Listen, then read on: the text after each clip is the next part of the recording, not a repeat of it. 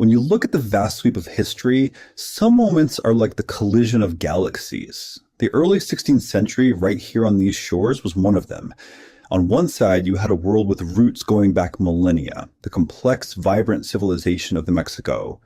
And on the other, about to make landfall, was a force from across the ocean, a small group of Spaniards, armed with steel, driven by a world of ideas completely alien to this land. And this wasn't just a clash of armies, no. This was a collision of realities, of cosmologies. And in that silent, immense space between them, one person's story would rise up and shape the destiny of a continent. So think about the incredible problem facing Hernan Cortes and his men. They'd crossed an entire ocean. They had technology, ships, steel, cannons that was utterly unknown here. And yet, the moment they stepped ashore, they were basically helpless. I mean, can you imagine? You're standing in the middle of a thriving civilization. You're surrounded by the sounds of a complex society, but you're deaf and you're mute. You're just adrift in a sea of meaning you can't possibly penetrate. This wasn't just a language barrier. It was a wall of silence, total and absolute. For the Spaniards, the beautiful, intricate sounds of the Nahuatl language were just noise. The subtle tone of a formal greeting, the sharp edge of a warning, the ancient poetry of a ritual, it all just washed right over them, meaningless. It's like they were standing in the middle of a vast library filled with history and philosophy and strategy, but they couldn't read a single word. And it wasn't just the words. In a world with no shared meaning, even the simplest gestures become dangerous. Is that a raised hand a sign of peace, or is it a threat? Is this offering of food a welcome, or is it poisoned? See, without context, every single interaction is a gamble. The conquistadors, for all their armor and all their ambition, were incredibly vulnerable, totally blind to the invisible rules and intentions that held this entire world together. So it becomes pretty clear, right? Before any strategy, before any alliance, before a single battle could be won, something else had to happen first. A bridge had to be built. Not a bridge of stone, but a bridge of words, one that could span this huge silent gap. Before the conquest of land, there had to be a conquest of understanding. And the person who would build that bridge was about to emerge from the most unlikely place imaginable. Now, our story doesn't begin where you might think. It's not with kings or generals.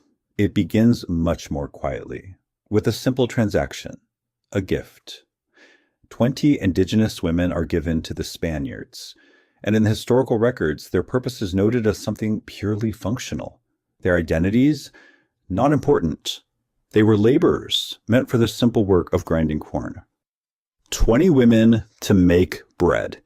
The official record is so simple, so stark.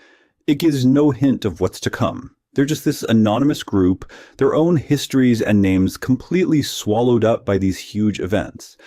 But out of this group, one woman was about to step forward, and not to make bread. No.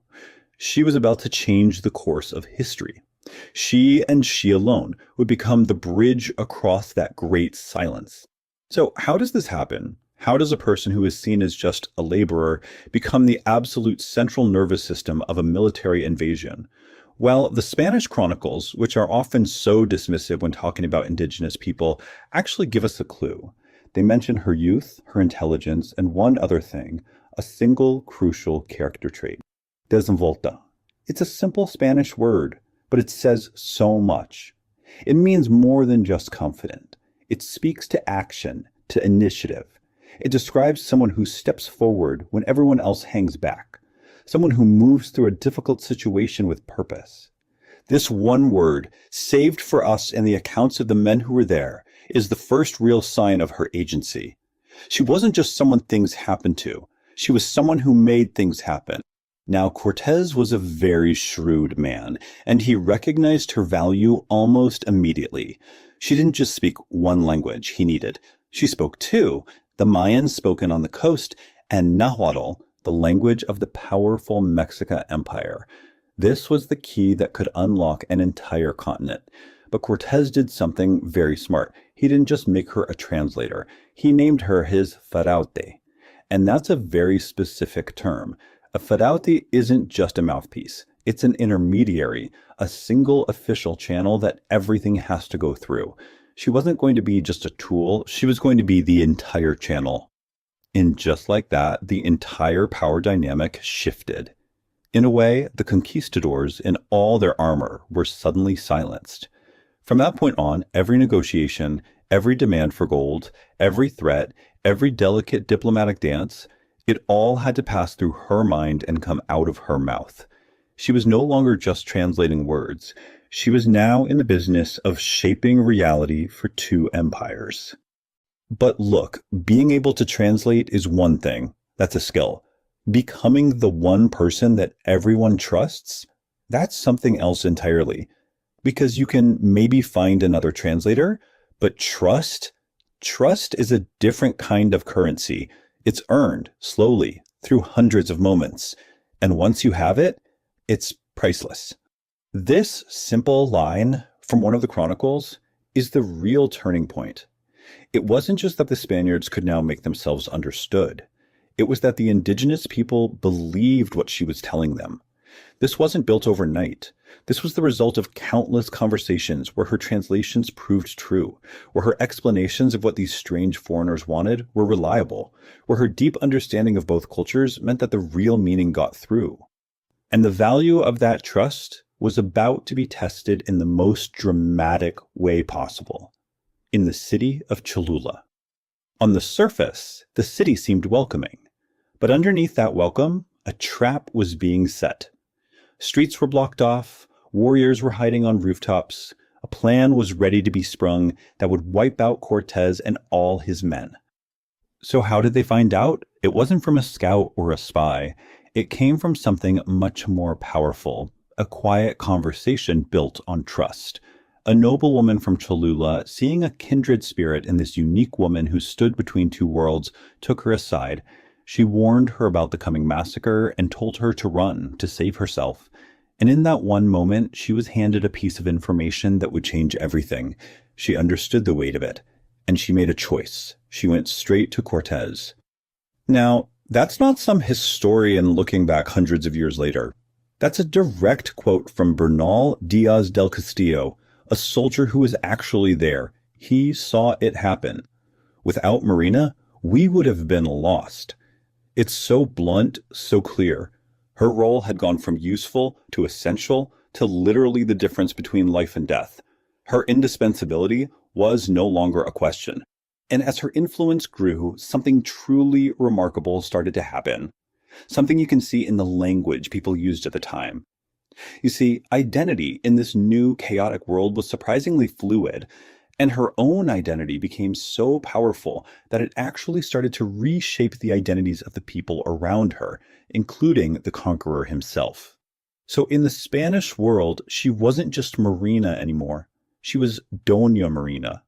Now, the title Doña was a big deal. It was a formal sign of respect, of high status. It set her apart. At the same time, in the Nahua world, she was being called Malinche. That little suffix, tsin, is also an honorific, one you'd use for nobility. It shows respect, authority. So you have two different cultures, two different languages, and they both came to the exact same conclusion. This woman is important. But this is the most profound sign of her importance. The indigenous peoples, they're watching this all play out. They see this one man, Cortes, who makes gestures, but it's the woman's voice that gives his actions meaning. And they started to see them not as two separate people, but as one single unit. So they started calling Cortes not by his own name, but by hers. He became Captain Malinche. Just think about that for a second. The conqueror himself, a man with an ego the size of an empire, became known to the people he was conquering by the name of the woman who had once been given to him as a slave. Her identity had literally become the symbol of his power. But history is rarely a simple story of rising influence. And here, the story takes a much more complex and I think ultimately a more tragic turn. Because a power that's born out of pure desperate necessity, well, that kind of power can be a very fragile thing. And when the crisis that created it starts to fade, that power can disappear just as quickly as it came. This is how Hernan Cortes, a man they called Captain Malinche, described her in his official letters back to the King of Spain, an Indian woman of this land. The contrast is just staggering. The powerful Ferraute, the trusted Doña Marina, the revered Malinche, is reduced to this generic, anonymous description. In the official story of the Conquest, written by the man who owed her everything, her central role is almost completely erased. After the fall of Tenochtitlan, the immediate daily crises of survival and communication was over. The Spanish started to build their new world. And that desperate need for a bridge? Well, it wasn't so desperate anymore. And as that need faded, her role changed. The rest of her incredibly complex life gets compressed in the chronicles into this neat little colonial formula. She becomes a Christian, she has a son with Cortes, and then she's married off to another Spaniard. The indispensable woman was simply absorbed into the new world she had helped create. And this brings us to the story's final, painful tension. The soldiers who fought with her, the men who wrote the chronicles, they all knew how important she was. They saw it with their own eyes. They knew what they owed her. And yet, that recognition never turned into any real power or security or reward for her. As one of the accounts puts it, very bluntly, the conqueror was stingy. It seems her indispensability was a temporary condition, something that was only valuable during the crisis, and not a status she could keep once the crisis was over. So her story, it doesn't really fit the simple labels we try to put on it. Victim, traitor, those words are far too small for her. It's the story of a woman who, through sheer intelligence and will, made herself the most important person in the room at a hinge point of history. She held the fate of two worlds in her hands, not with a weapon, but with the power of understanding. And she leaves us with this profound question about the nature of that power.